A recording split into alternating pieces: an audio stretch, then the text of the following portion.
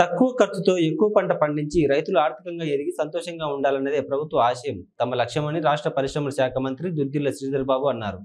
జిల్లా కేంద్రంలోని ఓ ప్రైవేట్ హాల్లో మంచిర్యాల సేంద్రీయ వ్యవసాయ ఉత్పత్తిదారుల సంఘం ఆధ్వర్యంలో నిర్వహించిన కిసాన్ మేళాను ప్రారంభించి రైతులను ఉద్దేశించి మాట్లాడారు. సేంద్రీయ వ్యవసాయాన్ని ఒక పరిశ్రమగా గుర్తిస్తామని అన్నారు. గత ప్రభుత్వ కాలంలో రైతులు అనేక ఇబ్బందులు పడ్డారని తెలిపారు. ధరణి పోర్టల్ ద్వారా రైతులు అనేక ఇబ్బందులు పడుతున్నారని, రాష్ట్ర ముఖ్యమంత్రి రేవంత్ రెడ్డి రైతులకు ఇచ్చిన మాట ప్రకారం ఆగస్టు 15లోగా రైతుల రుణమాఫీ చేస్తామని అన్నారు.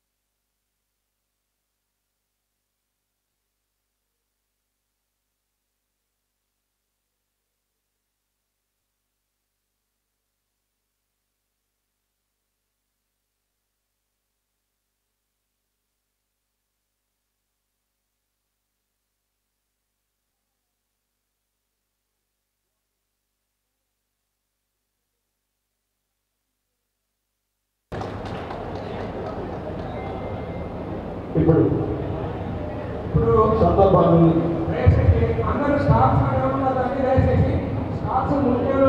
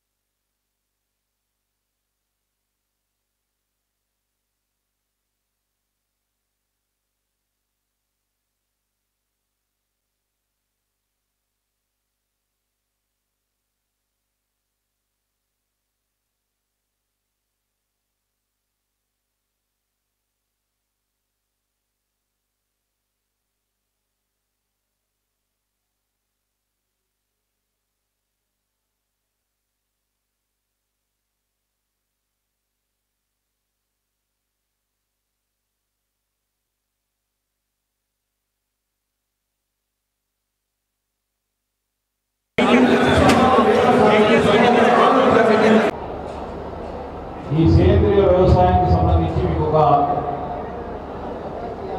ముఖ్యమంత్రి గారి ఆలోచన. ఆయన ప్రతి సందర్భంలో కూడా ఈ సేంద్రియ వ్యవసాయాన్ని ప్రోత్సాహం చేయాలి మంత్రి గారు అని చాలా సందర్భాల్లో చెప్పడం జరిగింది. సో వారికి ప్రత్యేకమైన ఇంట్రెస్ట్ ఉంది. ఆ ఇంట్రెస్ట్ భాగస్వాములు మిమ్మల్ని అందరినీ కూడా చేసే ప్రయత్నం చేస్తాం. నేను కానీ, పెద్దలు ప్రేమసాగరరావు గారు కానీ, పెద్దలు వివేక్ గారు కానీ. ఆ ప్రయత్నంలో రాబోయే కాలంలో పెద్ద ఎత్తున మన తెలంగాణ రాష్ట్రంలోనే సేంద్రియ వ్యవసాయాన్ని పెద్ద ఎత్తున పెంపొందించడానికి అనేక కార్యక్రమాలు చేయాలి, ఒక కార్యాచరణ తీసుకోవాలని ముఖ్యమంత్రి రేవంత్ రెడ్డి గారి ఆలోచన మేరకు ఇంతకుముందు సోదరులు డాక్టర్ వివేక్ గారు చెప్పినట్టు వ్యవసాయం సంబంధించి ఇంతకుముందే చాలా రీసెర్చ్ చేసిన చాలామంది ప్రముఖులు ఉన్నారు. ఇక్కడ సోదరులు మల్లికార్జున రెడ్డి గారు చెప్పారు, మనం ఏ విధంగానైతే మనుషులు ఆరోగ్యపరంగా ఏ జాగ్రత్తలు తీసుకోవాలో భూమికి సంబంధించి కూడా ఆ విధమైన జాగ్రత్తలు తీసుకున్నప్పుడు మనము మనుషులము హాస్పిటల్స్కు దూరంగా ఉంటామని, గత 8 సంవత్సరాల నుంచి వారు కానీ వారి కుటుంబ సభ్యులు హాస్పిటల్కి పోలేదని, మరి మయన్మారి కరోనా వచ్చినప్పుడు కూడా హాస్పిటల్కి పోలేదంటే తప్పకుండా ఈ సేంద్రియ వ్యవసాయానికి సంబంధించిన దాని విలువేంటో ప్రస్ఫుటంగా వారు చెప్పారు. ఈ సందర్భాన్ని పురస్కరించుకొని కూడా మనం ఎప్పుడు దిగుబడి ఎక్కువ రావాలి, ఉత్పాదన ఎక్కువ చేయాలి, మరి పెస్టిసైడ్స్ అదేవిధంగా ఫర్టిలైజర్స్ సంబంధించి ఇష్టారాజ్యంగా అడ్డగోలుగా భూమిపై మనం ఉపయోగిస్తూ ఉంటే భూమి సారాంతం తక్కువ అవుతున్న తరుణంలో, రైతు డిటరైట్ అవుతున్న తరుణంలో మా వివేక్ గారు మంచి ఆలోచన చెప్పారు. నేను వ్యవసాయ మంత్రి గారితో కూడా సంప్రదించడం జరుగుతుంది. ప్రతి మన తెలంగాణలో ఉన్న భూములకు సంబంధించి సాయిల్ టెస్టింగ్ ప్రతి భూమిలో ప్రతి సంవత్సరం చేయాలని వారు సలహా ఇచ్చింది.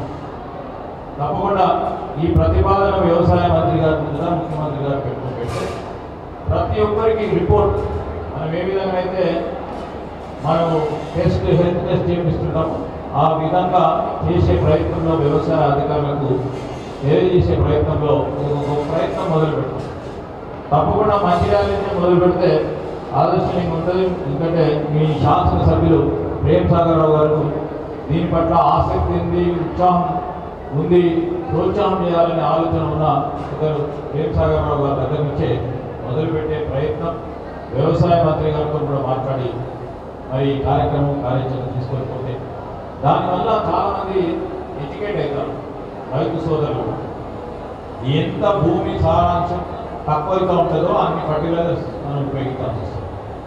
సో దానివల్ల ఇమ్యూనిటీ పోతుంది. మనం ఎంతవరకు యాంటీబయాటిక్స్ వాడుతూ ఉంటామో బాడీలో ఉన్న ఇమ్యూనిటీ పోయి ఏ మెడిసిన్ కూడా పనికి రాకుండా పోతుందో భూమి కూడా అదేవిధంగా మరి హెల్త్కి సంబంధించి భూమికి సంబంధించిన మరి పొటెన్షియాలిటీ తక్కువయ్యే ప్రమాదం ఉంటుంది. ఇంకా రైతులకు ఈ విధంగా ఎడ్యుకేట్ చేసే ప్రయత్నం మీరు ఏదే విధంగా చెప్పారో తప్పకుండా చేస్తాం.